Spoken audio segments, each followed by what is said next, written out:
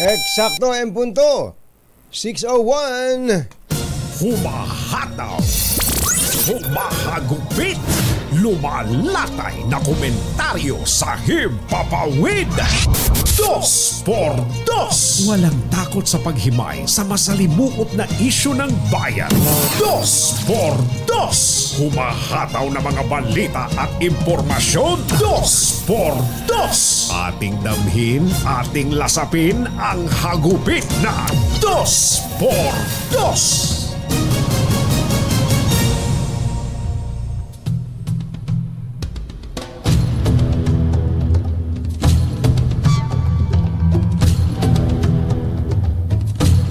Kung nang dati ay mga supply boats, maliliit na supply boats ng Pilipinas ang lamang ang tinatarget ng China, aba ngayon mismong barko na ng Philippine Coast Guard ang ginamitan ng water cannon ng China dyan sa Scarborough Shoal.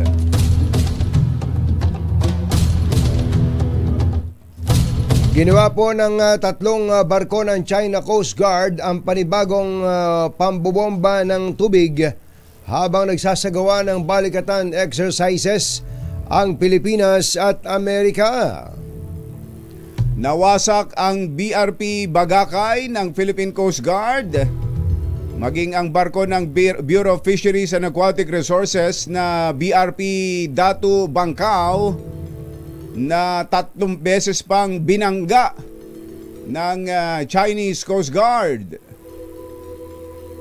Ang insidente kahapon ang pinakahuling pambubuli na ginawa ng China sa ating bansa na tinatawag ng ilang Filipino vlogger o influencer na propaganda lang daw ng Pilipinas.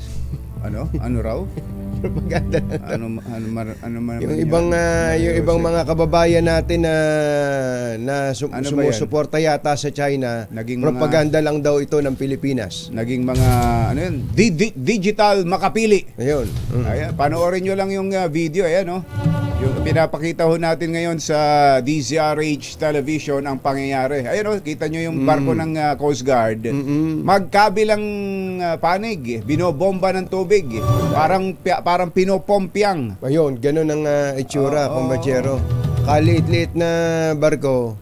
Ang nambobomba sa kanila ay higante. Dalawang higante. Magkabila pa. Magkabila. At ang pinupunteriya nung una, kumbatsero, yung yung radar, yung nasa taas, yung umiikot-ikot. Nasira kaya yon?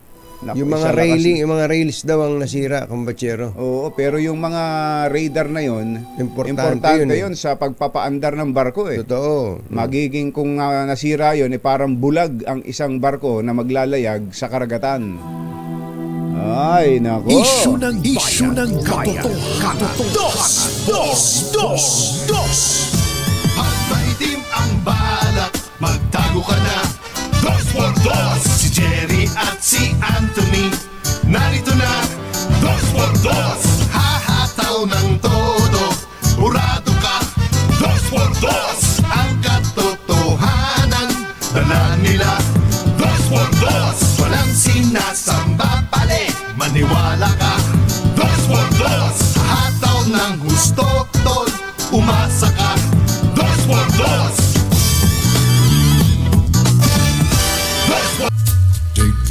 Maganda po di. Init. Init. Magandang umaga, bayan! Bayan! Ito po si Jerry Baha. Ito po naman si Anthony Taberna. Muli pong sumasa inyo ang 2x2 sa umagang ito na Friday! Yuhuu! It's a Labor Day! How are ya? Kumusta po kayo mga textmates, mga text partners, mga kapamilya, kapuso, kapatid, kabarkada, mga kapitbahay? Saan ba ang lakad ngayon? Saan ba ang lakad? Ngayong holiday? Mabibitin eh. Aha. SM! Sabi nung sigaw ng mga bata. Sa SM, buti na lang may SM eh. Buti na lang. May SM ditong malapit sa amin. Di ba isa yan sa palatandaan na umuunlad ang isang bayan o isang lugar kapag meron ng SM. Hindi lang ho SM, pati yung iba ng mga mall. Yung palang pinangyarihan ng Lovers in Pares. In Pares. Hindi pala, akala ko nung una SM yun. Hindi ba? Wala pa yatang SM dun sa Kalamba. Iba, yung mga Carmel yata, parang Carmel Mall, kumbatsero. Hindi sikat. Hindi siya, Hindi sikat. siguro local mall yan sa Laguna. Mamaya kukuha ho tayo din ng update dyan sa Lovers in Pares. Yan. Siguro tinatanong mo kung batsero kung sino yung hindi pala vlogger. Mamamahayag ito Mamamahayag? Si Rigoberto Tiglao. Si Bobby Tiglao, Si dating Bobby Tiglao, secretary. dating ambassador natin sa Bakit? Ano sinabi? Ang sabi niya, kumbatsero, of course, Siyempre naman. the Chinese response was to shoo away the supply ships. Ang natural, parang gano'n. Ang natural na reaksyon ng China ay para itaboy The supply ships ang mga barkong magdadala ng supply through dangerous maneuvers of its large vessels and the use of water cannons. sa pamamagitan ng mga mapanganib na maniobra ng kanilang mga bapor at sa paggamit ng kanyong tubig. Ayan. Every time though, ganun pa man, the Philippine Navy and Coast Guard, kasama kasi yung sa Sierra Madre, yung kanyang tinatalakay would have media with them ay may kasama, may sakay na taga-media. taking dramatic videos and photos which were then disseminated worldwide. Na ipinapakalat, mga dramatic daw na mga kuha ng mga video at ipinapakalat sa buong mundo. At kasama din media. Which were Ng then media, to portray China as a bully, para ipakitang nambubuli lang ang China. turning away the weaker, pitiful Philippine boats. It was theater for propaganda. Habang itinataboy ang napakalinggit at kaawa-awa at mangiyak-ngiyak na mga barko ng Pilipinas. It was theater for propaganda. Sabi niya gano'n. Ganon. Para masabi. Palabas lang. Kumbaga parang kinukunan ng video ng mga taga-media ito para magmukhang kaawa-awa. Na parang si Hae-in sa Queen of Tears.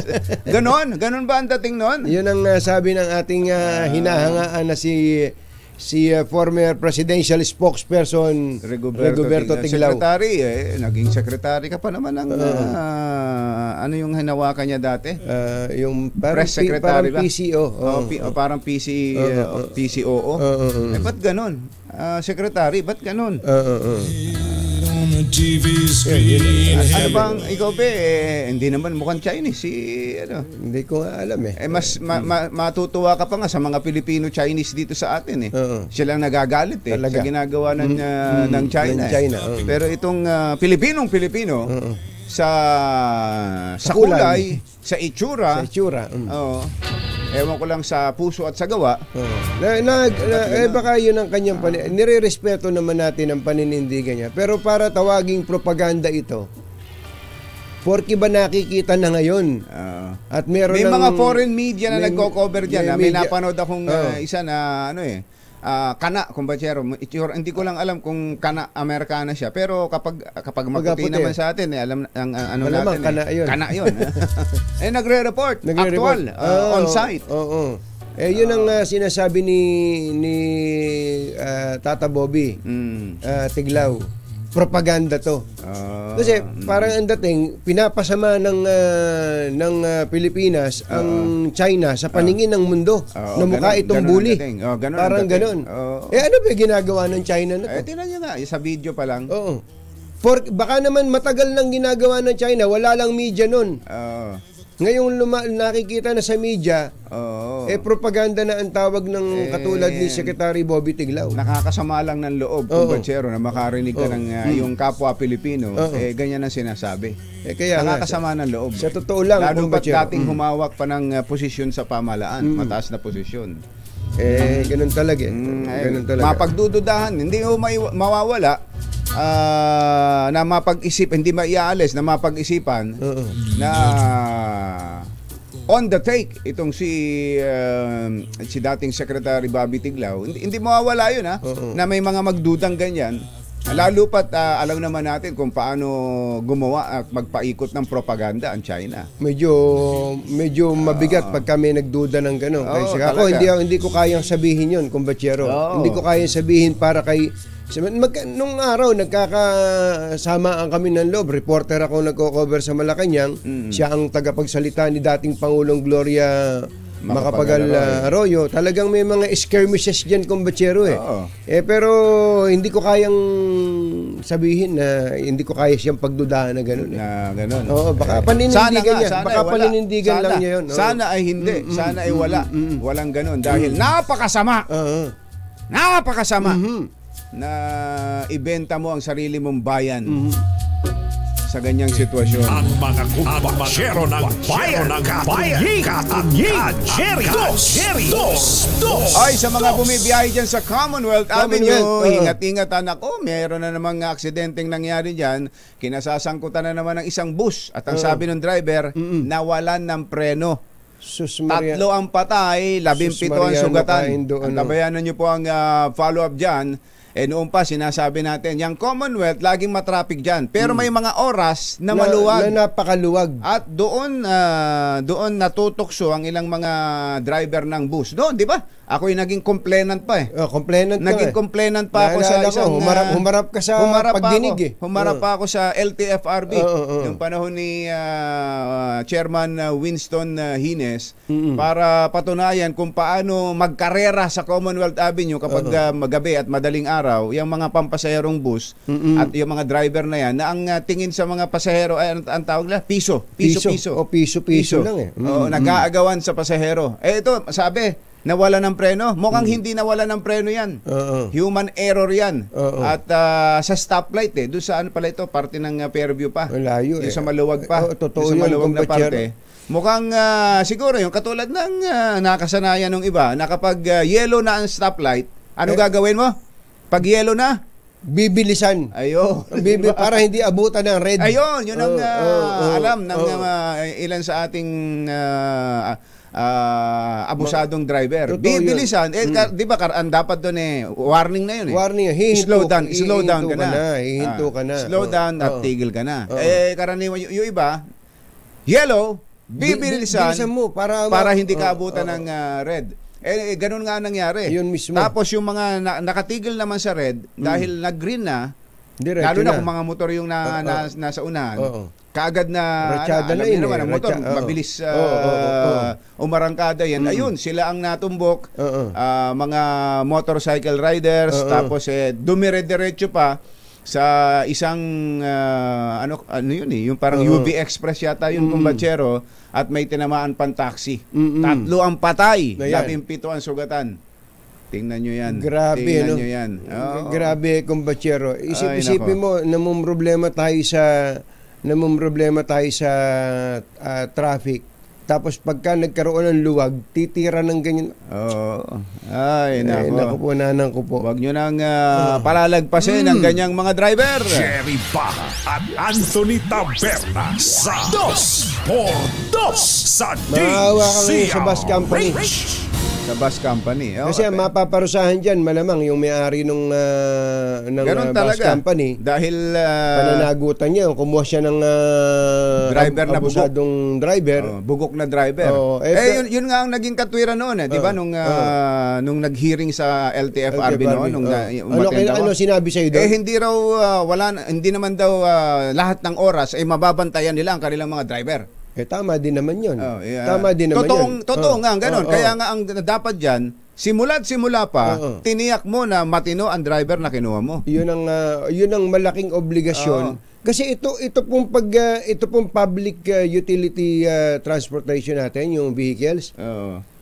Hindi po yan para kumita lang Hindi po yan para kumita. Ito nga po ay kaya po ibinigay po yung prangkisa Kaya sa may kanila. franchise, Kaya no? may franchise na pwedeng hindi po yan pribilehyo ha. Hindi po yan karapatan. Hindi yan karapatan. Hindi po yan karapatan. Anytime pwedeng bawiin pwede yan. po yung bawiin. Kaya yung mga nasa public transportation kumbatsero, ang responsibilidad niyan ay malaki.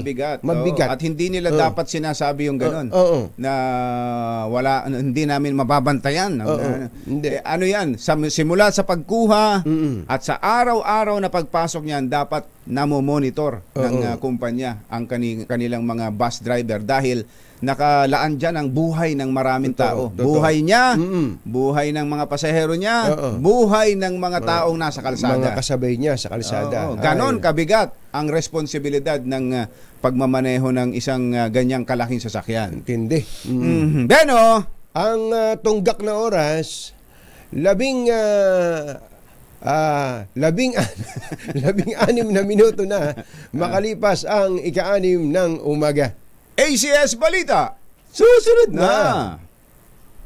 Balita ang maaasahan. ACS Balita. Walang makakaligtas, walang makakalampas. Saan magsulok ng kapuluan, Luzon, Visayas hanggang Kamindanawan. Basta't may balita, ipagwagwagan ng sikat na tagapagbalita. ACS Balita. Kasama ang 2x2 tandem Anthony Taberna at Jerry Baha. ACS Balita. Ang programang ito ay hatid sa inyo ng ACS Manufacturing Corporation, ISO Certified, maker of world-class quality Pride detergent. Araw ng, ano bang araw na ngayon? Lunes. Ayun, Lunes. Hindi. Ay, luma pa pala yan. Miyerkules. Luma pala napapalitan. Araw ng Miyerkules, 1 ng Mayo. Aba, holiday. Narito na po ang ulo ng ating ACS Balita. Labor Day, sinalubong ng rollback sa presyo ng LPG. Ayun. Ano ba naman yan? Rollback na naman. SLEX Extension Project, 70% ng kumpleto. Target buksan sa Disyembre. 30 pesos kada kilo ng bigas. Target ng Kamara na mangyari sa buwan ng Hunyo. China, nagsilbing 15th na bansang naging observer sa balikatan ng Pilipinas at Amerika kahit hindi imbitado. Libreng ligo. Ayan. Libreng ligo inilunsad ng Valenzuela dahil sa sobrang init ng panahon. Negosyante sa Cavite, ninakawan na, pinatay pa. Magandang umaga Luzon, Visayas, Mindanao. Good morning Philippines. Hello world. Kami po ang inyong mga tagapaghatid balita. Ito po si Anthony Taberna. Ito po si Jerry Baha. At ito ang ACS Balita. ACS Good News. sa atin munang good news. Ngayong Labor Day ay mas mababang presyo. Ay, mga misis! Ay! At mga mister, mga house bands. Eto ha. Ito ang good news para sa inyo dahil ang LPG ay bumaba sa ikalawang sunod na pagkakataon. Sa advisory po ng Petron, bababa ng 1.15 kada kilo ang presyo ng LPG. Katumbas ng 12.65 sa kada 11 kilogram cylinder na tangke. Mas bababa naman ang rollback ng Solane na umaabot sa 1.09. Ayan. Ito'y bunga daw po ng panibagong paggalaw ng contract price ng LPG sa pandaigdigang merkado ngayong Mayo. Una rito inanunsyo ng Petron ang pisong rollback sa kada kilo ng LPG kasunod ng price hike na ipinatupad naman noong buwan ng Marso. Halos 70% ng kumpleto ang South Luzon Expressway Expansion Project ng San Miguel Corporation. Sa isang pahayag, sinabi ng SMC na umaasa silang makukumpleto ang pagpapalawak ng SLEX sa Disyembre na tamang-tama para sa Christmas holidays. Layo ng nasabing proyekto na palawakin ang SLEX mula sa 3 hanggang 4 na lane hanggang 6 sa bawat side, northbound at southbound bilang tugon sa dumaraming sasakyan dahil sa paglaki ng populasyon at ekonomiya at mapahusay na rin ang koneksyon sa pagitan ng Southern at Northern Luzon. Sinabi ng SMC bossing na si Ninong Ramon Ninong! S. Ang na ang pinalawak na expressway ay gagawing mas mabilis, mas ligtas Ayun. at mas maginhawa Ayun. sa paglalakbay para sa mga nakatira sa Southern Tagalog, lalo na sa mga nagko-commute araw-araw papunta at mula sa Metro Manila. Inaasahang palalakasin din ito ang pamumuhunan sa Calabarzon. Yun. So hanggang saan yan, yung expansion na yan, kumpatsero? But actually, palalaparin lang. Palalaparin lang. Pero may ginagawa rin dyan, di ba? Hanggang para papunta na hanggang Quezon. Oo, iba naman yun.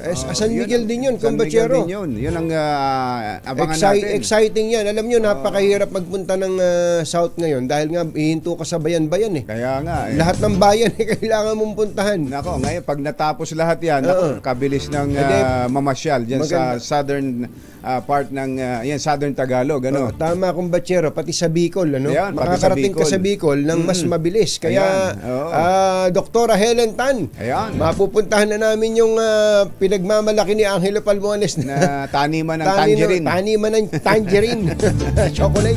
Oo, at nabanggit mo yung Bicol, inuulit natin ha. Yung imbitasyon sa inyo mga kababayan Ng mga Bicolano. this coming Friday, tama ba? Ayan, bago na yung kalendaryo natin. This coming May 3, 4 Ayan.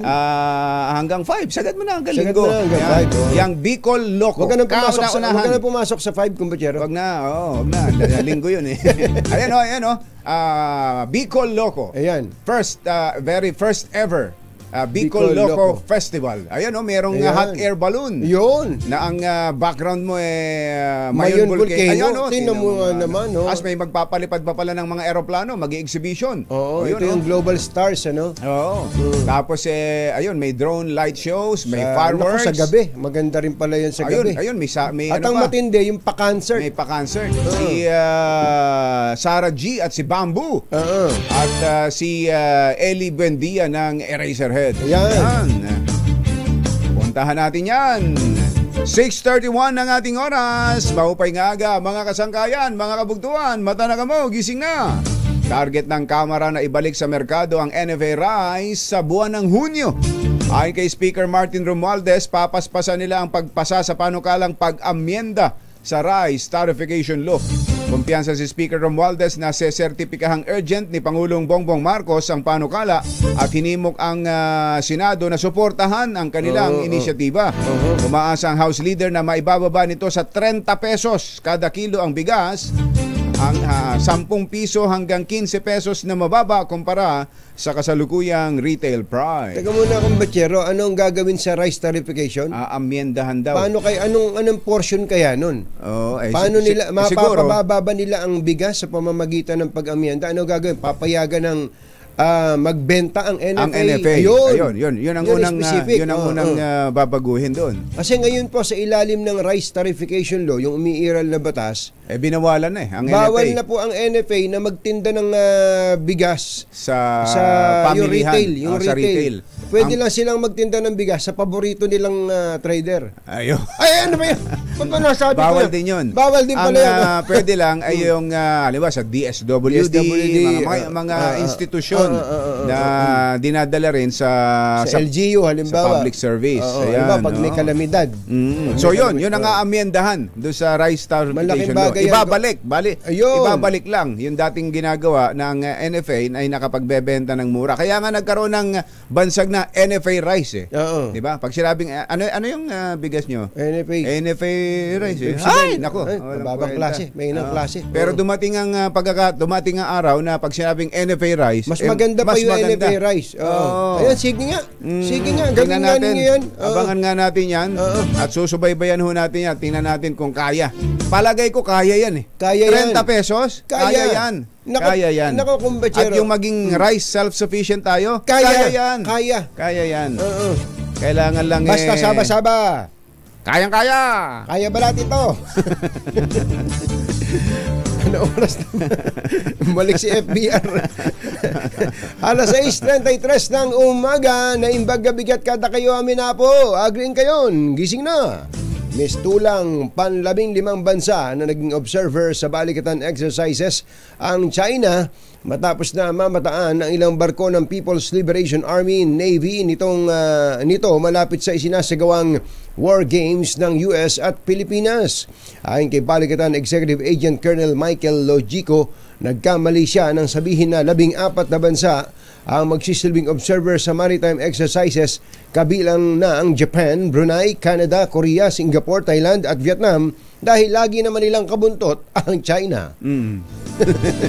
Nakakasama na. Kasama din eh. Kahit salingket lang. Salingket lang. Suspendido ngayon ang number coding dahil sa Labor Day. Dahil dito malayang makapagbabiyahe ang mga sasakyang ang sabi nga ni Yuel ay Malabumbay. 5 and 6. Samantala, nagpaalala rin ng Labor Department sa mga employer ng pribadong sektor na sundin ang wastong pagbabayad ng sahod sa mga empleyado ngayong regular holiday. Ayan double pay! Ayun. Double pay ngayon. Pula, Tayo, kumbachero. Oy, mother double pay din kami dapat. Double pay kami ngayon Mother ang hirap kaya. O sige, mag-overtime pa kami para nagbanta pa. ACS Balita. Oras po natin, Attorney Vic Lansang. Attorney Vic Lansang. Ay, Attorney Vic Lansang. Magandang morning. 6:35 ng umaga. Naku, kahindik-hindik na balita. Kumbachero, pinatay na, pinagnakawan pa. Ito po ang sinapit ng isang negosyante sa Dasmariñas City, Cavite matapos pasukin ng 3 sospek ang kanilang bahay. Sa report ng Police Region 4A, papasok na sana ng kanyang bahay ang biktima na si Wilson Tibayan nang bigla siyang harangin at tutukan ng baril. Sa labas pa lang. Sa labas pa lang ng bahay. Papasok pa lang Ipinasok ng 3 si Tibayan sa kanyang bahay at ginapos pati ang live-in partner nito na si Aniseta Nakwa. Pinagsasaksak ng mga salarin. May video pala yan, Makikita dito na pagdating niya ng bahay, may kasunod na mga nakamotor. Ayan, Ayun, may mahabol pa pala aso. Ayun, may aso. Ayun, yung mga nakamotor. Sinundan talaga, Anak ng baka, nakatakot talaga. Ito'y subdivision. Oo nga Ano ginagawa ng mga pagyan? Wala bang sticker yan? Wala bang RFID yung subdivision na yan? Oo. Dapat meron na lahat ng mga, kung nakikinig. Dapat ngayon. Ang totoo kong bachero, ang DSUD pala, yung Department of Human Settlement, Housing, sila pala ang nagre-regulate yan. Baka nga tama lang na i-require na ang lahat ng mga subdivisions, totally mga organized naman. At may bayad naman. May naman. Association dues yan Oo, na magkaroon na ng RFID. RFID. Ang tindi nitong ginawa po, mga kababayan, pinagsasaksak po itong si Tibayan at umalis pa ng bahay. Tangay-tangay ang nasa 1.8 million pesos na halaga ng pera, alahas at sasakyan. Nakahingi ng tulong ang live-in partner ng biktima sa mga kapitbahay at naisugod si Tibayan sa ospital, pero hindi na ito umabot ng buhay. Ang tanong kong bachero, bakit ginawa pa nila to? Ba't pa nila sinaksak o pinatay? Mukhang palagay ko target yung Mukhang target talaga yung lalaki. Pinalitaw na lang na robbery. Pero yung kanyang live-in partner hindi naman inano. Ginapos pero hindi inano. O dapat mas malalim ang investigasyon dito. At pinadala na po natin doon ang ating investigador. Yan. Susunod! Dito po! May follow-up dyan ang ating RH reporter dyan mismo sa Dasmariñas, Cavite. At sitwasyon ngayon sa lansangan ngayong Labor Day. Yan at iba pang mga nagbabagang balita sa pagpapatuloy ng ACS Balita. Alas 6:38. This time check, walang balitang makakaligtas, walang balitang makakalampas, saan mang sulok ng kapuluan. ACS Balita! ACS Balita! Ang programang ito ay hatid sa inyo ng ACS Manufacturing Corporation, ISO Certified, maker ng world-class quality Pride detergent. Hi! Maganda morning. Anong araw today, kumbachero? Today is Laundry Day, Friday! Yuhu! At pag Laundry Day, Friday, All you need is pride. Washing machine detergent. May triple stain away formula kaya tanggal ang makapit, madikit, malupit na dumitmantsa kaya easy ang labada. Kaya pala mula noon hanggang ngayon, All you need is pride. All you need is pride. ACS. Kasama ang 2x2 Tandem Anthony Taberna at Jerry Baja. ACS Balita. Ay, sa mga taga Valenzuela, meron pala diyang pwestong Fresco Project. Fresco Project. Ng Valenzuela LGU na nagbibigay daw po ng libreng unlimited shower. Aba, Unlimited? unlimited? Aba, sa mga residente upang maibsan ang matinding init ng panahon. Ayon kay Mayor Wes Gatchalian, ang dalawang bagong mobile shower at toilet truck ay iikot araw-araw sa mga komunidad na apektado ng water interruption. Yan. Ngayon, ang nasabing mga sasakyan ay mag-ahatid ng libreng shower sa mga mahihirap na residente upang maiwasan ang sakit na dulot ng tag-init. Wag namang unli. Baka magbabad Wag dun yung... unli. Baka saka kanyan, nagtitipid may tayo. oras lang. Tipid pa rin tayo sa tubig. Saka, Halimbawa, isang minuto lang kailangan tapos ka na. Mga ganun. Pwede. Ayan, may naliligo si ate. Talagang kinuhanan yung paliligo ni ating May shower. Ang ganda ng shower In fairness Yun Oo. Meron pang sarap maligo. Kapag sobrang init talaga ganyan. Ay, magandang umaga kay Alfredo Midel na binabati yung kanyang anak na nagbe-birthday, si CPA Yvonne Cristel Midel Panal. Yvonne Cristel Midel Panal, happy birthday. Ayan, nanonood sa happy atin. birthday. Taga-Jensan daw sila. Kumpachero. At may mga nanonood din sa atin sa California, Ramon Huerto. Maganda morning. At si Isaac Alberto. Ayan. Maganda morning, Isaac Alberto. Si Mauricio Amang Espiritu. Ano to? Uncle. Si Uncle. Uncle ni Rudy Benaventura ay lagi daw nakatutok. 24 oras. Happy 21st birthday din kay Ray Miguel Katakutan. Uy, Miguel. Ray Miguel. Katakutan. Happy 21st birthday. Debutante. Debu mo na. Eto na sila. Metro Manila ngayon. Eto na ang salimbayang report ng ating mga RH reporters. Metro Manila ngayon.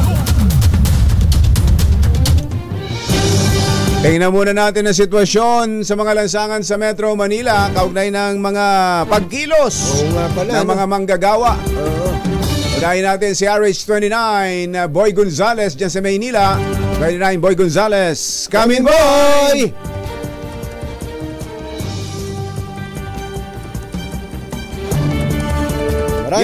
Maraming salamat, boy. Pakipindot. Nawala, naputol si Boy Gonzales. Lipat muna tayo. Kanyang tsuhin. Oo. Ang kanyang tsuhin na nandyan sa EDSA Kamuning. Ngayon na pala, first day nun. Oo nga pala, yung pagsasara ng Kamuning flyover southbound. RH5, Boy Gonzales. Come in, Val! Wala rin. Ano nangyayari? May multo tayo dito. Nag-holiday na ba sila? Leo, magandang morning. Lamig. Malamig ba dyan sa inyo, Leo? Ayan. Lamig, puntahan muna natin. Labas muna tayo ng Metro Manila. Balikan natin ang follow-up doon sa negosyanteng nilooban, pinatay pa. Yan sa Dasmariñas, Cavite. RH27, Noche Cacas. Kami Noche! Kajeri at Katunying, dito tayo ngayon sa Dasmariñas City Police Station kung saan ay makakausap natin itong si Police Lieutenant Colonel Julius Balano, ang Chief of Police ng Dasmariñas. Kaugnay nga dito sa isang negosyante, yung mag-asawa at yung anak na iginapos, tapos yung padre de pamilya ay pinatay ng magnanakaw matapos nga itong pasukin yung kanilang bahay. Sir, live po tayo sa DCRH worldwide. Itong kasama natin si Kajeri at Katunying Taberna sa 2x2, sir. Magandang umaga po, Kajeri at Katunying. Magandang umaga po, Colonel. Magandang umaga po sa inyo, sir. Ano pong latest sa pangyayari, Colonel? Ito ba'y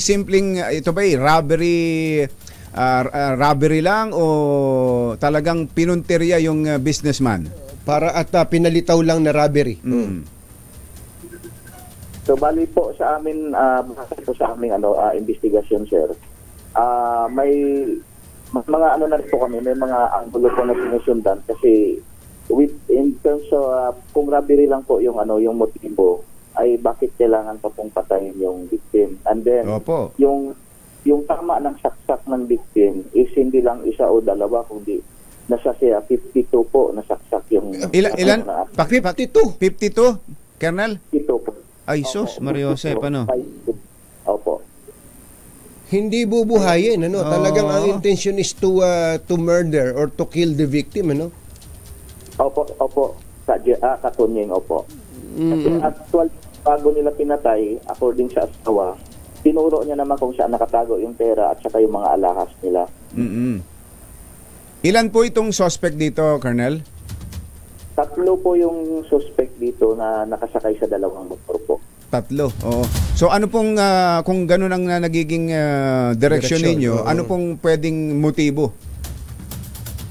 Ito po tinitingnan namin ang gulo is yung negosyo nila kasi mayroon po itong pwesto sa palengke, nagbebenta ng karne, at saka may pwesto din po ng bulaluhan along Aguinaldo Highway. Pangalawa din po, kung baka may mga dati na rin siyang naging kaalitan, isa din po sa anggulong tinitingnan namin yan. Kaya patuloy po yung backtracking at saka yung background investigation po namin sa mga biktima natin. Meron po bang mga death threats prior ayon dun sa pamilya? Wala naman po sila natatanggap na death threat kasi yun nga po is maganda naman po yung reputasyon ng natin ng biktima at saka good payer naman po sa nakakasalamuha niya sa negosyo. May mga walang nakakaaway, wala pong ganon. So far, wala pa naman kaming natanggap na impormasyon na may naging kaalitan po to. Pero tinitingnan pa po namin kung ano pa talaga yung mga nakaraan. Baka may nakaalitan siya or pagdating sa negosyo, baka may nagkaroon ng problema yung negosyo. Matagal na po kayong investigador para po ang isang tao ay masaksak o saksakin ng 52 times. Paano niyo po ilalarawan yun? Matindi ho ba? May galit po ba, Colonel? Malamang may galit dito po yung suspect o nakilala niya po yung suspect kasi kung pera lang naman po yung habol nila or yung mga alahas, hindi na nila kailangan patayin yung tao kasi according sa asawa, nakabunit po yung mga tao na namasok. Oo, pero alam ang pagdating niya, sinabayan siya, sinundan, pagpasok sa compound niya, sa garahe, pamasok din yung mga assailants, Colonel. So ito'y planado, Colonel Julius.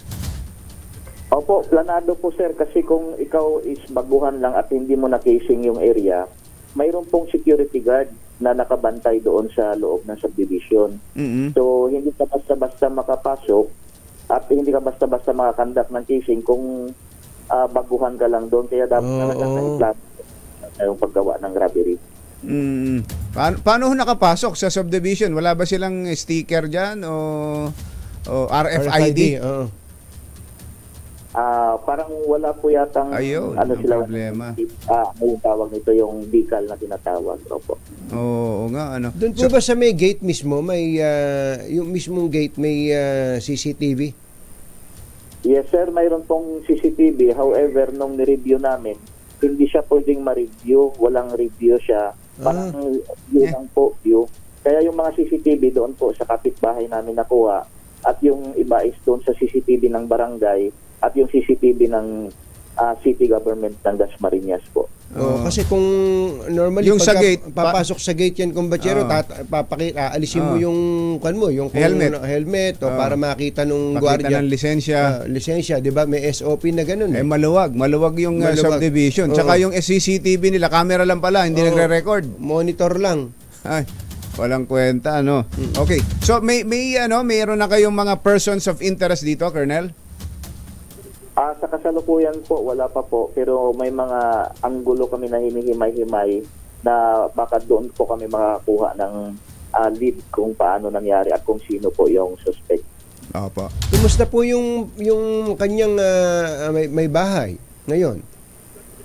Kasalukuyan po, nandun po siya, yung may bahay niya at saka yung anak, kanilang bahay, kasi naiuwi na rin po yung bangkay ng biktima at kasalukuyan po nakaburol sa Doon ang kanilang burol. Ito po bang pagpatay dun sa victim ay ginawa in front of his wife?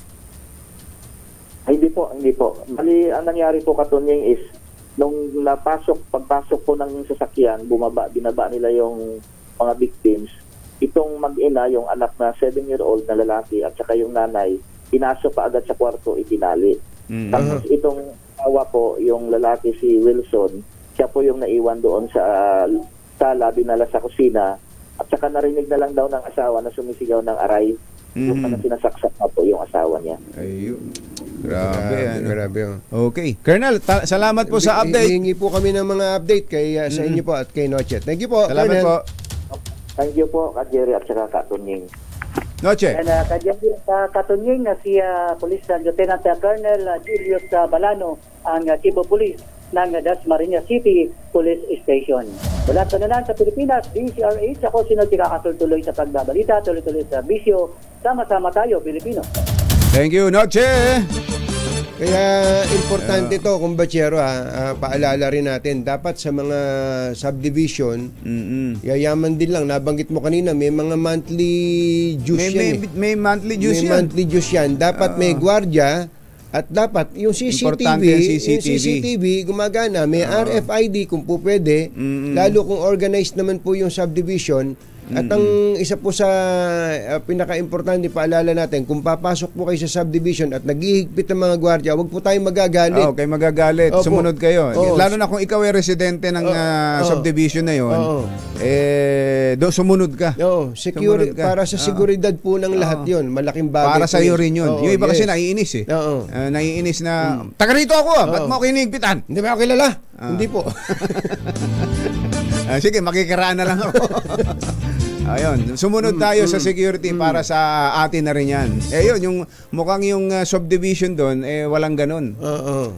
Maluwag. Ay, nako. Kawawa, no. Nagatid po sa kabuuan ng ating ACS Balita. Ito po si Jerry Baha. Ito po naman si Anthony Taberna. Kasama ang 2x2 Tandem Anthony Taberna at Jerry Baha. ACS Balita. Balitang makatotohanan. Balitang maaasahan. ACS Balita. Ang programang ito ay hatid sa inyo ng ACS Manufacturing Corporation, ISO Certified, maker ng world-class quality Pride detergent. Kaya kung maitim ang balak, magtago ka na! Anthony Taberna, Jerry Baha, 2x2. 2x2.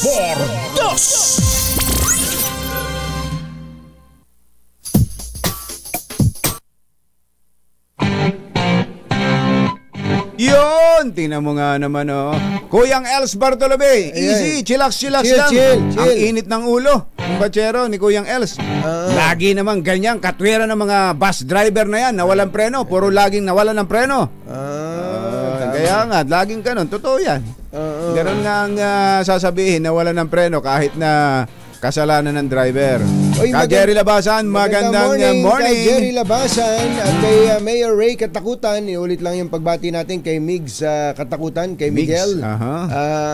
Sabi naman ni Leo, di ba tinatanong natin kung malamig? Mainit na rin daw sa kanila sa Jacksonville, Florida.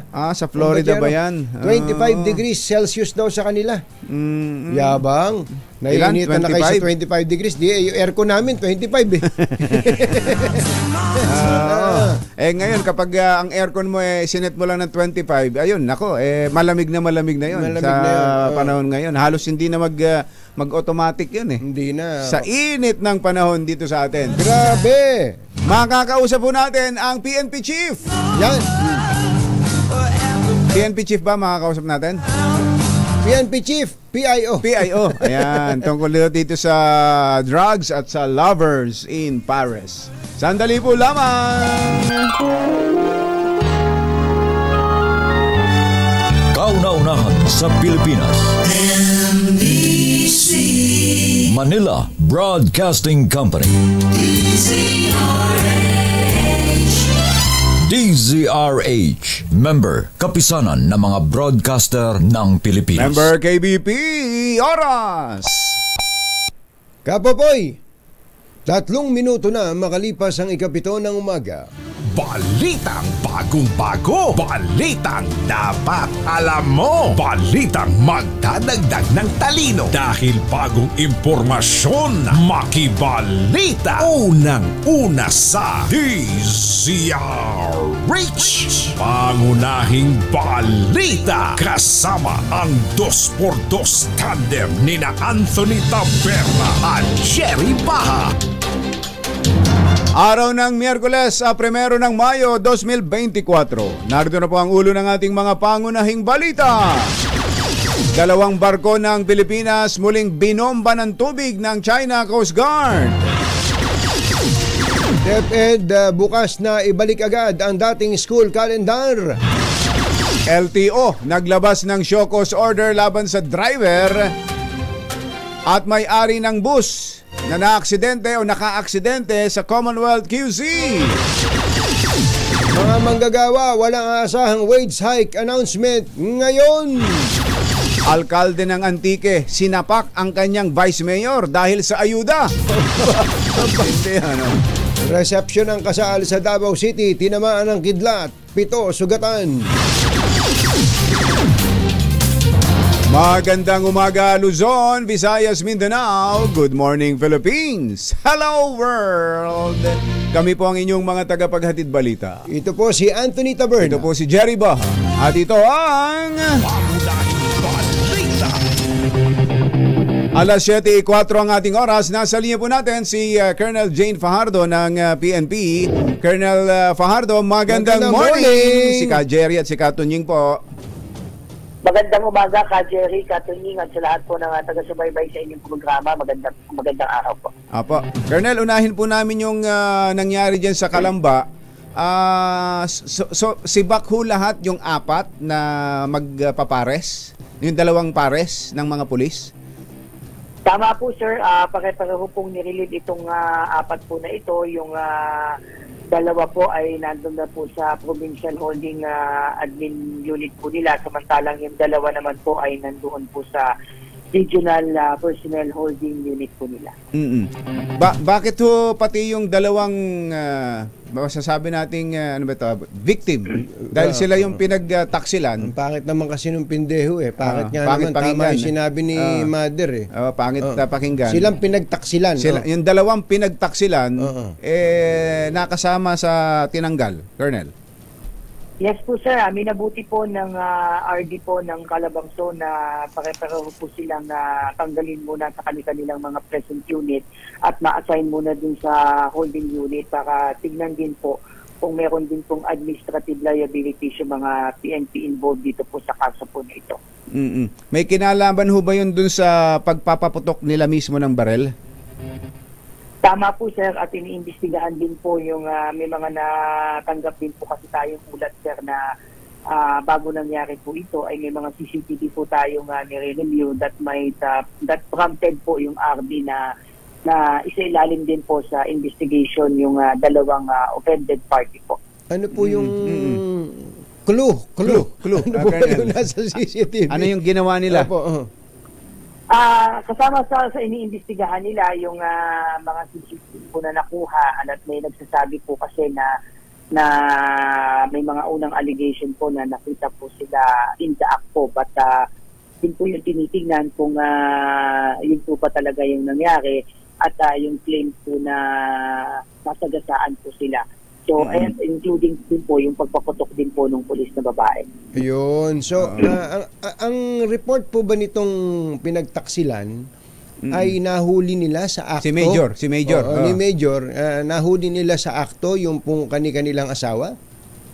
Yun po sir yung unang lumabas po sa mga investigation po na claim po nung lalaki po. Opo, pero yun nga ang nakalagay sa police report, nakalagay Colonel, sa police Caught report. in the act nakalagay Yes po sir, yan po yung mga nakalagay po doon sa mga reports. Kaya yan po ngayon ang iniimbestigahan ng regional investigation na division po ng Pro Calabarzon para nga po tignan. Hindi natin sinasabi na walang ginawang mali po itong dalawang pulis na magkasama po. Subalit to really get to the bottom of this po, kaya minarapat na pati po yung dalawa po ay ambestigahan din po. Opo, parang administrative side po. Parang ang dating po kasi nito nagsinungaling sila, no? Kung hindi naman pala, wala naman palang ginagawa. Halimbawa magkasama lamang sa kotse.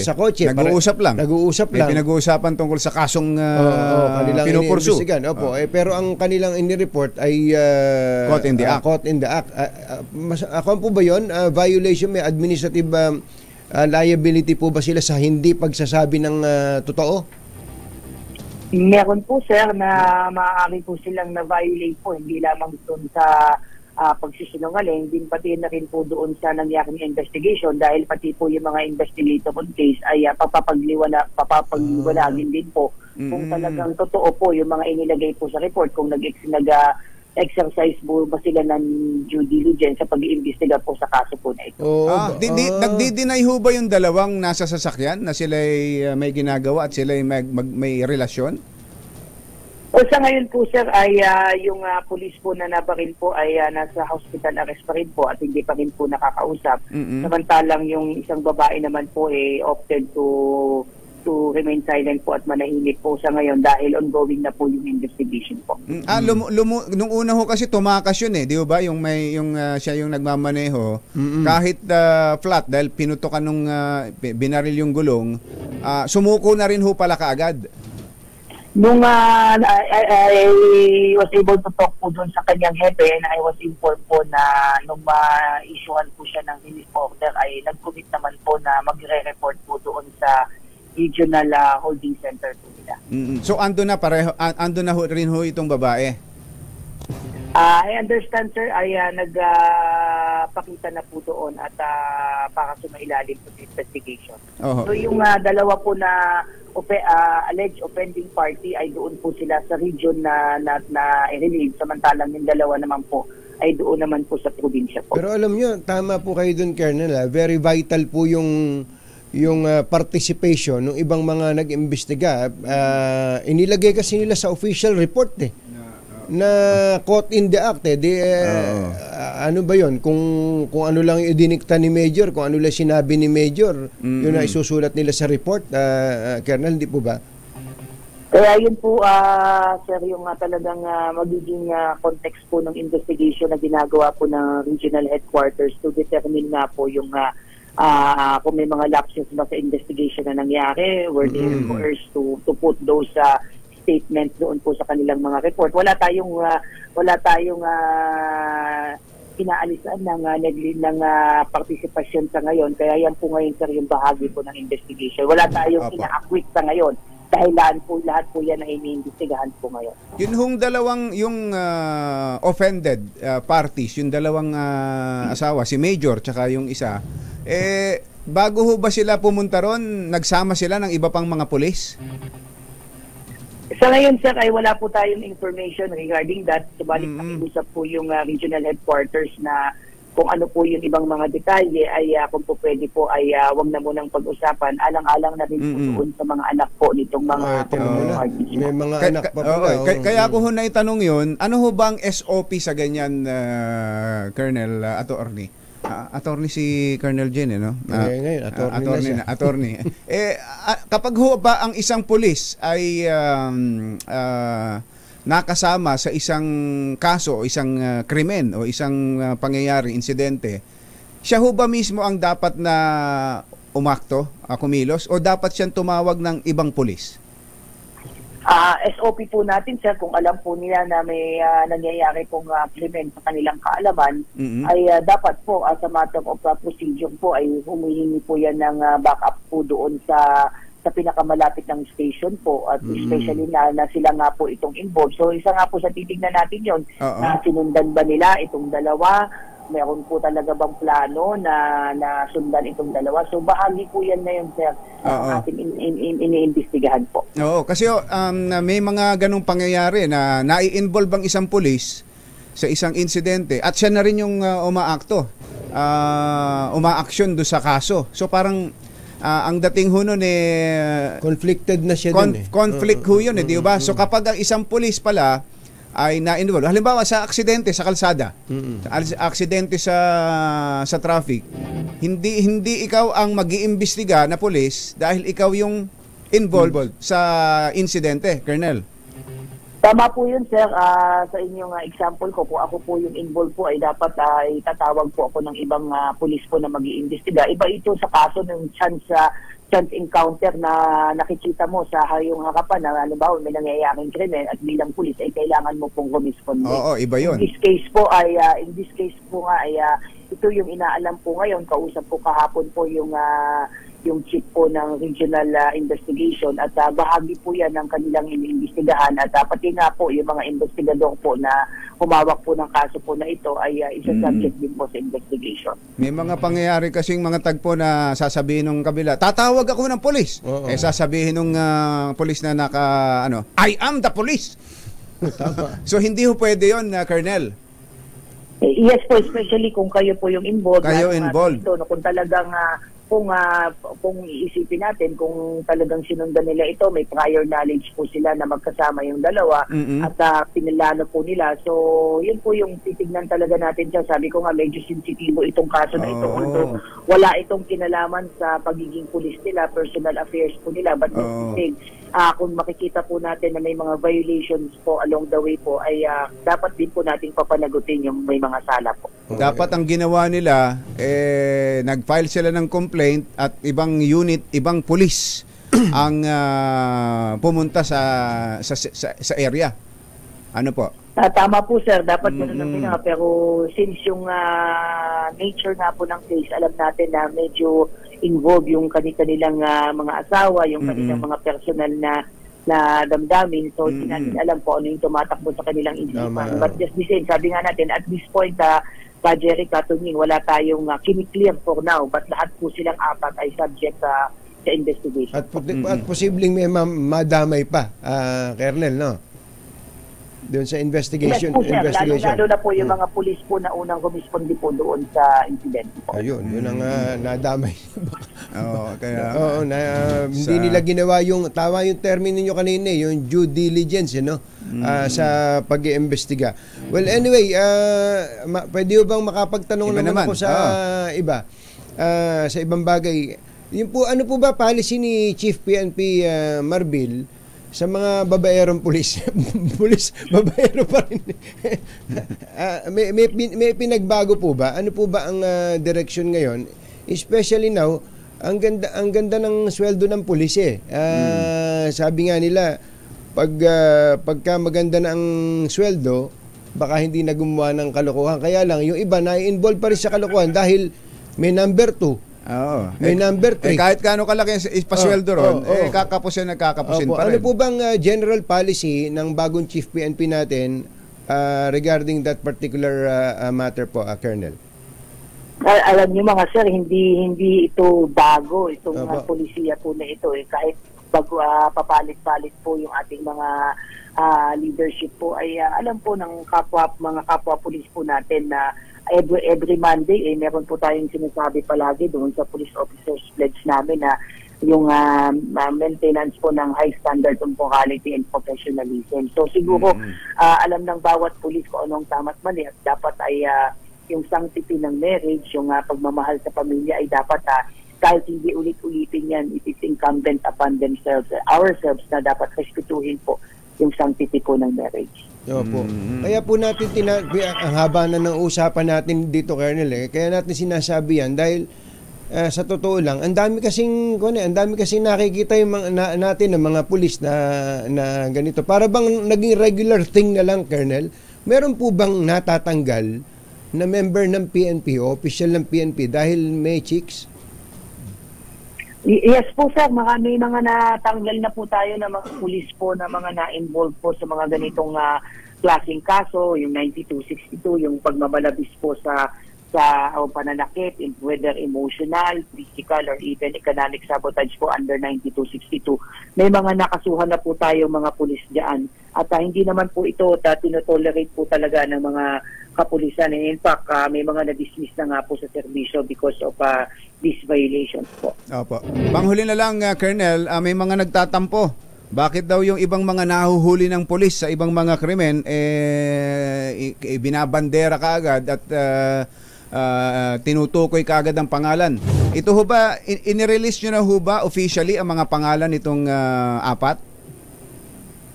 May mga inilabas na po sir tayo na mga reports po, pero considering nga po yung sensitivity nga po ng kaso at alang-alang na rin po sa pamilya, ay minarapat po natin na wag na pong ilabas yung kanilang mga pangalan. But to be clear, Sir Tigning and Sir Jerry, ay it has been the policy nga po ng PNP, dahil yan na rin po ay bilang pagsunod po sa kautusan po ng Commission on Human Rights, ay hindi na rin na po natin binabanggit yung mga pangalan din po ng mga involved parties kapag yung mga nature ng case ay mga ganito po nakasok po. Opo. Sige, sinabi nyo yan. Kahit na nasa amin din rin yung mga pangalan nila, hindi na namin babanggitin, Colonel. Thank you.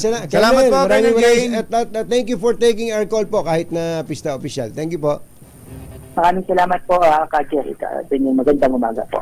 Colonel Jane Fajardo, PNP spokesperson. Pangunahing Hindi balita. ba pinromote na nating dalawa si Colonel? General, parang umaayaw pa eh. Ayaw pa niya. Umaayaw pa eh. Sige. Colonel, balik ulit tayo sa pagiging Colonel Attorney Jane Fajardo. Oras po natin. Achi, Mr. Jalamtang, Chityam Chap Kauhun, 7:19 ng umaga.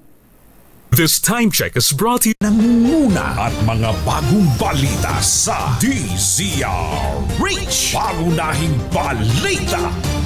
Alas 7:23.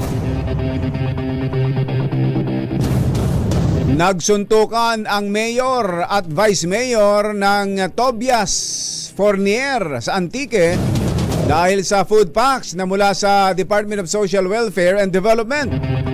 Noong una ay nakitang nagtatalo lang itong sina Mayor Ernesto Tahanlangit III at si Vice Mayor Jose Maria Fournier sa tabi ng delivery truck, hanggang sa mauwi ito sa agawan ng susi ng sasakyan at unahan sa pagsakay sa truck na may dalang relief packs. Ito ba yung video? Ayan nga pala, may video. Nagtatalo yung dalawa. Ayun, talagang mukhang walang audio. Nagpapaliwanagan Oo, nagpapaliwanagan. Isinasara yung ayun, ako. Aba. Ako, ayun. Aba. Ayun, ako, si binigyan Mario na Joseph.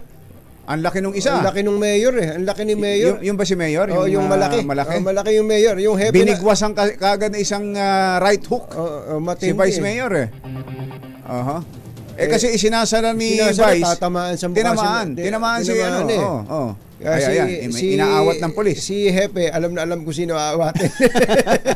Ayan, ito, ni-rewind natin, ha. Ayan. Nasa likod sila nung delivery truck. Na may lamang mga relief goods. Nagpapaliwanagan sila. Sa action ng sa mga hand gestures nila, halatang nagtatalo. Ayan, bakit ba bibigay doon? Bakit ka ba nakikialam? Ako mayor dito eh. Ako vice mayor Oo nga, hindi ba magkakampi tayo? Noon yun! Bakit? Tatakbo ka ba? Oo! Sasara ko na nga ito. Isinara. Ganun ha? Yun! Parang boksingero ito si Mayor. Magandang magbitaw ha? Magpakawala ng right hook, Mukhang praktisado, Iba. Ayan, habang inaawat nila yung mga tutuloy ko lang basa. Pero si Hepe, alam mo kung sino inaawat ni Hepe? Ayan, si Vice Mayor. Siya ang hinahawakan. Pero si Mayor, hindi niya hinahawakan. Baka alam mo na kung sino nag-a-appoint ng pulis.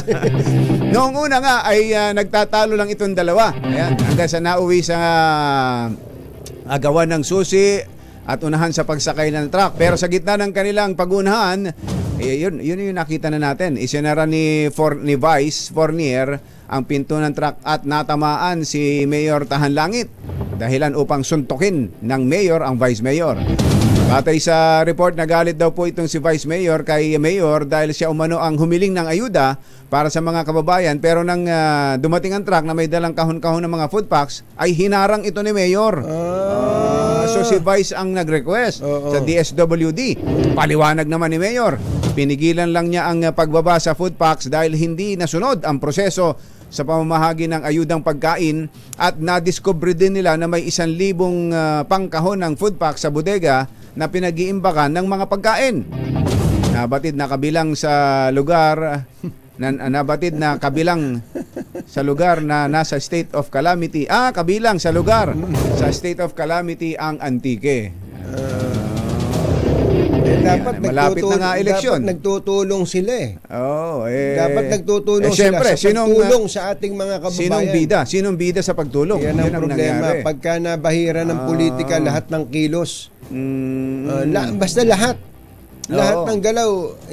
Kung sana pagtulong sa pinagtutulungan nila. Oo. Diba? Ang gandang tingnan na yung mayor, vice mayor at iba pa nagtutulungan. Kahit ba sila magkaiba ng partido. Walang mangyayari sa bayan natin pagka ganito. At sigurado, nagsusuntukan na rin mga supporters yan. Sigurado yan. Away na rin yan. Ito ang sugatan habang dumadalo sa isang kasalan sa Barangay Salaysay, Marilog, District, Davao City. Matapos tamaan ng kidlat ang reception venue.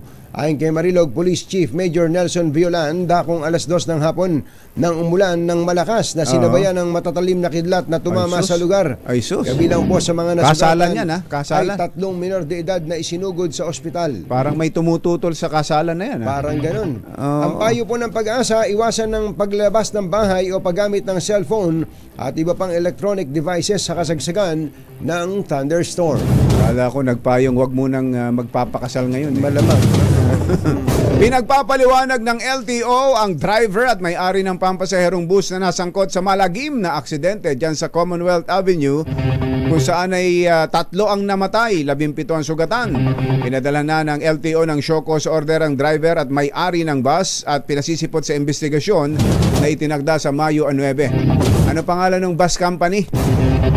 Pansamantala ring sinuspindi ng LTO ang lisensya ng driver at sinailalim sa alarma ang sasakyan. Ayon kay LTO Chief Vigor Mendoza, inihahanda na nila ang kasong administratibo laban sa driver at maging sa may-ari ng bus dahil sa reckless driving. Walang aasahan dagdag sahod ang mga manggagawa ngayong Labor Day. Ayon kay Labor Secretary Bienvenido Laguesma, na pagbigyan na ang mga obrero sa kanilang hiling na dagdag sahod sa mga minimum wage earners at mga kasambahay noong nakalipas na mga buwan. Higit ni Secretary, ipinaubaya na nila sa mga mambabatas ang karagdagan sahod na hirit ng mga manggagawa. Ginawa ng kalihimang pahayag matapos na magtipon-tipon sa tapat ng Quiapo Church ang ilang workers group upang isigaw ang kakulangan sa sahod at pagtutol sa panukalang charter change. 7:30 ang ating oras. Balikan natin ang report ng ating mga RH reporters. Unahin natin dito sa Espanya, Maynila. Andon si RH29, Boy Gonzales. Come in, Boy! Jerry, Anthony, at maagang nagtipon-tipon ng mga membro ng National Wage Coalition sa bahagi ng Espanya, yung tapat mismo ng UST o University of Santo Tomas, upang dito magsimula sila ng kanilang pagmamarcha patungo ng Mendiola ngayong araw ng paggawa. Kabilang sa kanilang mga pinapanawagan ang dagdag sahod at pagsapatas ng kadagdag na 150 pesos na minimum wage. Kitibong labog ng kilusang Mayo 1, hindi talaga kakayanin ang kasalukuyang kita ng mga ordinaryong magagawa, kaya dapat nang madagdagan ng arawan nilang kita. Bukod sa mga labor group, karang nakisa rin ang kanilang grupong Gabriela Piston na una na nagsagawa ng karaban. Ang mga ilang membro ng mga magagawa ay nandito sa mismong kahabaan naman ng Moraita. Pero sa yung mga tauhan ng Manila Police District ay kasalukuyan ng nakaharang dito sa Recto, Corner, Moraita. Pagmarcha ng grupo ay patungo sila ng Mendiola. Mamaya ang mga follow-up report kaugnay sa mga labor rally na mga magagawa ngayong araw. Para sa kaunaw na sa Pilipinas, ito si Boy Gonzales, tuloy-tuloy sa pagbabalita tuloy-tuloy sa serbisyo. Sama-sama tayo, Pilipino. Thank you, boy! Ngayon na pong araw na ito ang umpisa ng pagkukumpuni sa Kamuning Flyover. Metro Manila ngayon. Puntahan natin si RH5 Al Gonzales naroon sa Kamuning Flyover. RH5, go, go, go! Anthony, mas nabawasan na ngayon yung bilang ng mga sasakyan na natatraffic dito sa bahaging ito ng Kamuning EDSA Kamuning area kumpara kaninang alas 4 hanggang alas 6 ng umaga. Ito'y dahil sa naididitor o naigigiya na ngayon ng mga tauhan ng Metropolitan Manila Development Authority at maging ng mga traffic enforcers ng Quezon City yung mga motorista na dumaraan dito sa lugar na ito bago mag-alas 2 ng madaling araw kanina nang simula ng pagsasara ng bahaging ito ng EDSA paakyat ng Kamuning Flyover. Dito pa lamang sa aming harapan dito sa may Scout Borromeo ay pinapakanan na ang mga sasakyan. Ito'y dahil makakadaan o maaari na nilang gamitin ang bahaging ito patungo saan man sa kanilang destinasyon. Maaari silang dumaan dito sa bahagi ng Summer Street, dito sa may Sergeant Isdera, patungo ng Kamuning. Yung iba'y pinapakanan diyan sa bahagi ng Eugenio Lopez.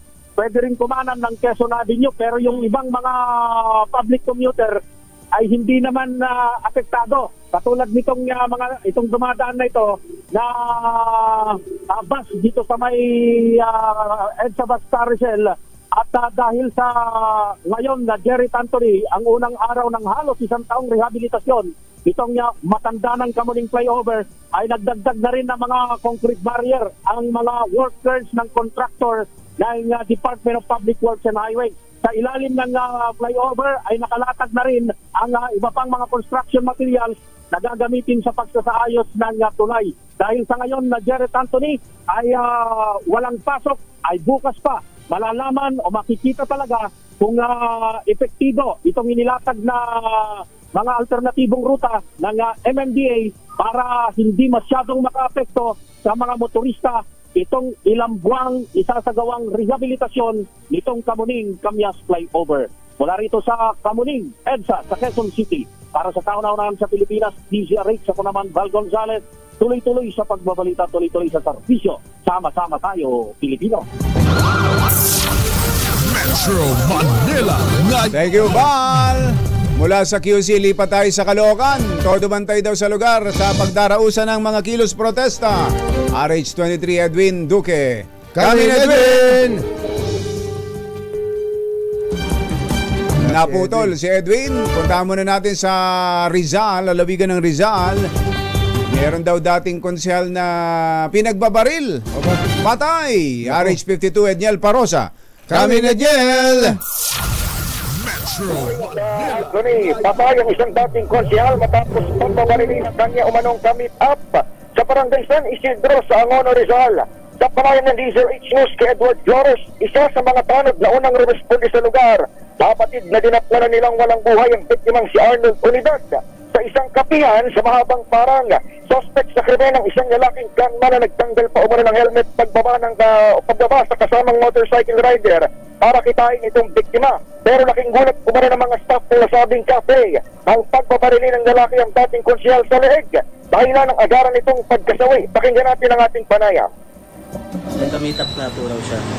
And then yun nga po, after nung may yun nga, binano na ako kaagad siya.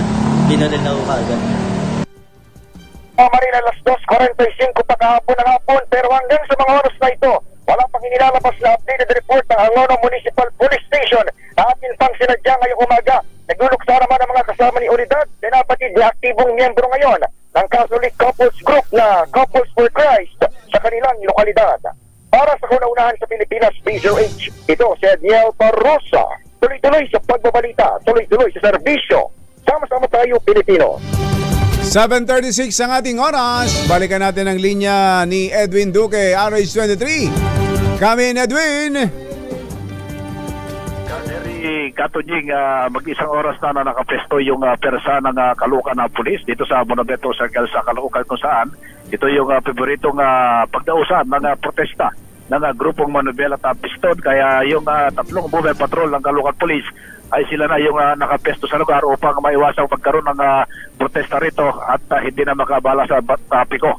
Samantala, mas pinili naman ng mga grupong Piston na o grupong Manibela sa may Paho, Caloocan na magpa-consolidate na lamang kaysa mawalan umano ng hanap buhay. Ay kay Bagay Soriano, bagamat anong una ay tutol silang magpa-consolidate dahil nga sa tingin nila ay mahal at di nila kaya nga bayaran yung modern jeep, pero wala man silang magagawa kundi subugal na lang para tuloy pa rin yung kanilang hanap buhay.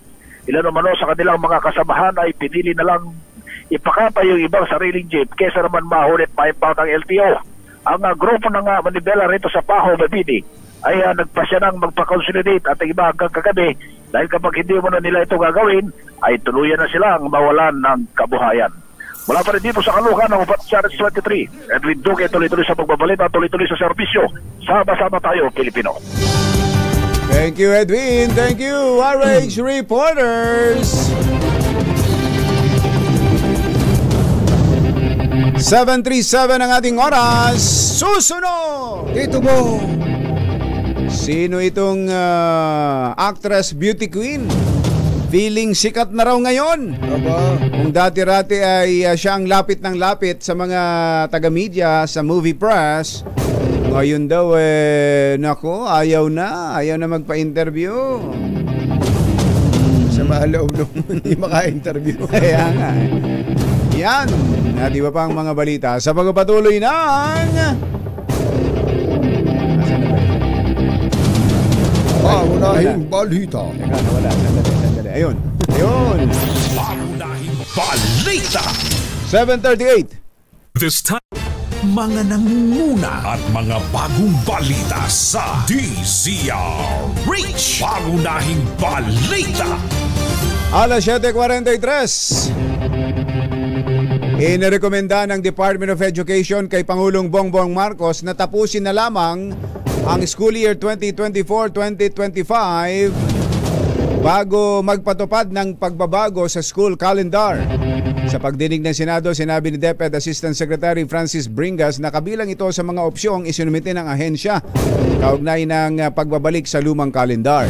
Ayon sa DepEd Assistant Secretary, mababawasan ang school calendar sa 165 school days kung tatapusin kaagad.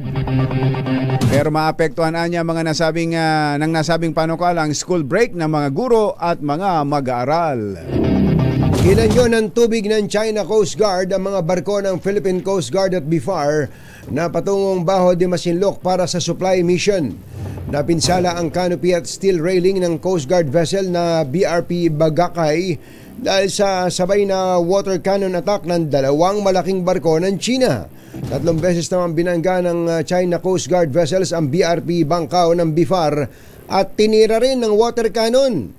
Ayon kay Philippine Coast Guard spokesperson for the West Philippine Sea, Commodore J. Tariela, nakaranas din ng dangerous maneuvers at obstruction mula sa 4 na China Coast Guard vessel at 6 na Chinese Maritime Militia vessel ang mga barko ng Pilipinas. Patungo sana ang mga barko ng Coast Guard at BIFAR sa Baho de Masinloc para magdala ng mga pagkain at krudo sa mga mangingisdang Pilipino sa lugar. Tinanggap ng Senado ang paliwanag ni DILG Secretary Benhur Abalos na walang irregularidad kaugnay sa nakumpiskang 1.4 tons ng shabu na nagkakahalaga ng 9.6 billion pesos dyan sa Alitagtag, Batangas noong Abril 15. Batay sa unang pagtaya ng PNP, nasa 13.3 billion pesos ang nakumpiskang shabu, ngunit ibinaba ito sa 9 billion matapos ang final inventory. Ayon kay Senator Bato, Chairman ng Senate Committee on Public Order and Dangerous Drugs, wala siyang nakikitang motibo para bawasan ng droga dahil nandoon ang DILG Secretary, PNP Chief at iba pang testigo na lumagda sa inventory. Sa hearing, pinuri pa ni Senator Bato si Secretary Benhur Abalos at ang PNP sa matagumpay na pagkakasabat sa bilyong halaga ng shabu. Nasa linya natin, kumbachero, si Senator Jinggoy Estrada. Senator Jinggoy, magandang morning! Magandang umaga, Jerry. Magandang umaga. Katunying. Morning. Opo, Senator, humarap na pala sa pagdinig ng Senado yung mga executive ng Belkens Pharma Incorporated na inaakusahan ng prescription for sale. Kasama po dyan yung Chief Executive Officer nila na si Luis Raymond Go. Sinasabi po nila walang anomalya dun eh. Ano pong say ninyo? Kayo po yung isa sa mga nag-privilege speech dito, Senator. Well, ako, I stand by my privilege speech. Lahat ng mga sinabi ko ron ay sa aming palagay ay mapawang katotohanan. Sapagkat nung pinakita ko po yung mga doktor, pero iba nga yung rason nila na kaya sila nagkaroon ng ganong mga klaseng mamahaling mga kotse. Ang binabanggit po nitong si Mr. Go, nagbibigay daw sila ng incentive sa mga doktor na magre-reseta ng gamot nila. Incentives. Pero medical education lang daw sa mga conferences abroad. At minsan daw po equipment, hindi daw po mga Rolex, may Lexus, Benz. Senator. Yun ang kanilang excuse. Pero siyempre sa usap-usapan within the medical community, talagang talamak na nga ang ganong klaseng scheme na ginagawa ng ating mga doktor, no? Pero hindi ko naman nila lahat katunying yung marami naman doktor dyan na talagang magaling at mga So paano ho nagtapos Senator Jinggoy? May next hearing pa ba ito at kung hindi kayo kumbinsido sa paliwanag nila, ano po susunod na hakbang? Well, nasa committee chair na yan, Jerry, kung maglalabas sila ng committee report. Si Senator Bongo. Basta lahat inilahad ko na, lahat tinanong ko na at sinagot naman nila in fairness kay Dr. Go. Sinagot naman lahat yung aking mga katanungan. Actually, halos lahat ng mga board of shareholders or stakeholders ng Belkens, pawang mga cardiologists, mga doktor sa puso. Bawal ho ba yun, Senator? Hindi ho ba dapat silang nagtatayo ng sariling kumpanya ng gamot kung sila yung mga doktor? Wala man bawal doon, no? Nothing is illegal there. Kaya lang, it is highly unethical for them to prescribe medicines sa kanilang mga pasyente na manufacture dun sa sarili ng kumpanya. Conflict of interest. Pero ano po ang dapat na maging, kayo po, kung kayong tatanong, anong dapat na maging legislation out of this investigation? Dahil kita nyo, sabi nyo nga unethical that may not be illegal, pero it is unethical. Pero para po magkaroon na ng malinaw na patakaran o batas tungkol dyan. Alam mo, wala nga tayong batas tungkol dyan, no? Pero dun sa Estados Unidos, meron silang anti-kickback statute. Siguro pwede natin gayahin gayahin yung anti-kickback statute ng Amerika. Tungkol sa mga pharmaceutical agencies. Gagawa po kayo ng legislation tungkol doon, gagayahin na natin. Siguro, kailangan na siguro natin gawin. Kasi wala tayong batas tungkol dyan. Okay, isa na lang. Kayo po ang chairman ng Defense Committee, di po ba? Yes, boss. Opo. Ito may bago na namang water cannon incident ang China at matindi ho ito pinagitnaan ng nakita niyo ba yung video, Senator? Yes, napag-alaman ko yan kahapon. Kasi ay nag-courtesy call sa akin si Commodore J. Tariela ng Philippine Coast Guard at binalita nga sa akin na inulit lang naman ng pambubuli ng Chinese Coast Guard dito sa ating mga barko. So, nakakalungkot talaga isipin na hanggang ngayon ay di pa rin tumitigil yung Chinese Coast Guard sa pambubuli sa atin. We had filed a lot of diplomatic protests that fell in deaf ears. Hindi naman natin kayang girahin ng bansang China. Oo dati ho, ang mga nakikita natin sa mga video na mga binobomba ng China Coast Guard, yung mga supply boats, yung mga inaarkila lang kumbatsero, di ba, ng mga barko. Ito, mismong barko na ng Coast Guard na may nakatatak na Philippine Coast Guard, Senator. Yun ang masaklap dun. Kaya sabi ko nga kay Commodore Tariela, we have to talk to our allies already. I mean, katulad tayo Amerika, Japan, Australia, at lahat yung mga kalapit bansa natin. Tulungan na rin talaga tayo. Wala ho ba tayong water cannon na ganyan? Hindi ba tayo pwedeng magpalagay din yan at magpapislit din ng ganon? Hindi ko alam dun sa kung anong kapasidad ng ating Philippine Coast Guard. Pero ang balita ko kahapon kay Commodore Tariela, talagang yung pressure ng water cannon nila, talagang malakas na talaga. Talagang muntik na siguro talagang bumaliktad yung ating barko. Pero kayo po ba ay sang-ayon na gumanti tayo ng pagkanyo ng tubig kung meron man tayong ganyang capability? Well, sa aking palagay, siguro idaan lang natin sa diplomasya. Kasi unang-una, paglalabanan natin yan, wala naman tayong laban kahit i-water cannon natin yung Chinese Coast Guard. Kahit 3 barko pa natin, palagay ko, hindi rin tayo mananalo. So diplomasya talaga, diplomasya ang paraan para ma-solve to. Pero wala po parang lahat na yata ng note verbal na diplomatic protest, nakabuo na yata sila ng isang building sa dami ng diplomatic protest natin Totoo yan, katunying, totoo yan. Wala talaga tayong magagawa. Ay nako, ganito na lang ang sitwasyon natin. Senator Jinggoy, maraming salamat. Thank you, Magandang umaga po. Okay, salamat po. Senator Jinggoy Estrada. Pangunahing balita sa showbiz. Happy birthday na nga lang kay Canel Sigera. Canel Sigera, happy birthday po sa inyo. Wala ba tayo dyan? Ayun. Si Milky Riggs ba? Si Milky Rigunan, kailan nag-birthday? Kahapon, aba, hindi lang natin naramdaman Ating Milky Rigunan, happy birthday. At happy birthday din kay Kuya Lawiswis Feliciano. Aba, Lawiswis Kawayan? Ganda ng pangalan ng batang to, no? Lawiswis Feliciano. Happy birthday. Binabati ka ng Lolo Dante Katabay mo. Ayan.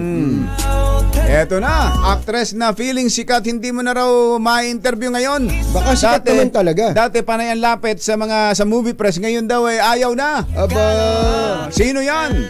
Ihatid sa atin ang ating showbiz legend, Morley Alinio. Magandang morning, Morley! Yes! Magandang morning, Luzon, Visayas at Mindanao. Good morning sa iyo, Kalakay, Jerry at Katunying. Pero bago yan, batiin ko muna yung special na nanay ko. Happy birthday, Mami Sherry Ramirez at si Tito Louie Alejandro. Well, nakakaloka si Super Mega nakababaliw. Itong actress na dati panay ang lapit sa mga reporter, panay ang pa-cute, panay ang pa-interview, panay ang PR. Pero ngayon, nagkaroon ng pangalan, ay dead mo na ito sa mga reporter na dati niyang kaibigan na kung saan ay umiiwas ito. Obvious na ayaw na magpa-interview at kailangan pang interviewin, dadaan sa manager. Kung dati-rate ay agad itong malalapitan at agad itong makikipagkantuhan, pero ngayon ay iba na, idadaan sa manager. At kung papayag ang manager, itatanong din at kung ano ang itatanong mo sa kanya. Kailangan isusulat mo kung ano na itatanong mo sa kanya bago kanya makausap. Marami na nga ang nakakapansin na biglang nag-iba ang ugali ng naturang actress nang mula itong makilala. Ang naturang actress na nagbago ng pag-uugali at mahirap ng interviewin ay ang actress na... Ngalanan mo na! Naku, ito yung actress na tumatalon-talon sa dagat. Parang hipon, ganon? Masarap siyang lagyan ng suka at sili. Ayan. Yan ang ating DZRH Showbiz Status News. Ito po ang inyong RH47. Morley Alinio. Tuloy-tuloy sa pagbabalita. Tuloy-tuloy sa serbisyo. Sama-sama tayo. Pilipino. Babu! Babu! Pangunahing balita sa sports. Binandirahan ni Jamal Murray ang panalo ng Denver Nuggets kontra Los Angeles Lakers sa Game 5 ng NBA Playoffs. Kumamada si Murray ng 32 points kabilang ang game winner sa huling 3.6 seconds ng laro na nagpasikip ng dibdib ni LeBron James. Kawawa naman 108-106 ang panalo ng Denver kontra Lakers. Nagambag naman ng 25 points, 20 rebounds at 9 assists si Nikola Jokic. Lalabanan po ng Nuggets sa semis ang Minnesota Timberwolves na kinumpleto ang 4-game sweep sa Phoenix Suns sa unang round. Pangunahing balita sa kalusugan. Ay, makinig kayo mabuti, lalo na may mga kahit sobrang init ayaw pa rin mag-goli-goli. Naku po. Libreng goli sa Valenzuela. Sabi ni Mayor Wes Gatchalian. Kaya lang, mga para lang daw sa mga residente nila yan. Ang mga Pinoy ay kilala na pinakamalinis na lahi sa buong mundo. Ayan. Totoo naman yan. Pero paano kung sabihin ng mga eksperto na wala palang health benefits ang araw-araw na paliligo? Ganon? Wala ngang health benefits pero presko ka naman. Presko ka naman. Kung sa bagay kong batsero, naniniwala ako diyang ang Pilipino malinis eh. Hanggang sa namatay na nga pakinggan mo yung mga reporter natin. Naliligo sa sariling dugo. O kaya, ginripuhan sa tagiliran. Talagang puro pa rin sa kalinisan, ano? Tama ba, Admiral Adeluis Bordado? Tama ba ito? Ayon kay Manhattan dermatologist Dr. Julie Rosak, si Julie inaalis ng matagal at araw-araw na paliligo ang skin microbiome na siyang sumusuporta o pumuprotekta sa balat, tumutulong sa immune defense at mahalaga sa overall health. Ang chemist naman na si David Whitlock ay 12 taon nang hindi naliligo para protektahan ang kanyang skin at nag-i-spray lang ng good bacteria para ma-neutralize umano ang smell-making chemicals ng kanyang katawan. Panlalapit sa amin na David, ha? Pinayuhan ng mga eksperto ang mga taong may dry skin o may condition na gaya ng eczema na bilisan at dalangan ang paliligo para ma-preserve ang skin microbiomes. Madaling salita, para ma-preserve ang libag. Ayun, libag lang. Yun daw ang pamprotekta. Ayaw ng mga Pinoy dyan, kahit ano pa sabihin ninyo. Pinapangatwiranan nyo lang yung ayaw nyong maligo. Naghatid sa kabuuan ang ating pangunahing balita. Ito po si Jerry Baha. Ito po naman si Anthony Taberna.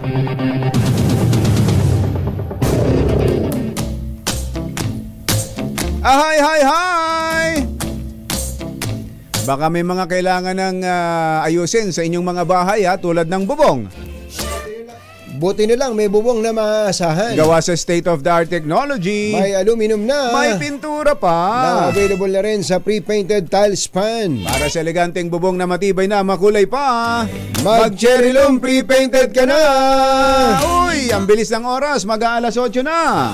Bye!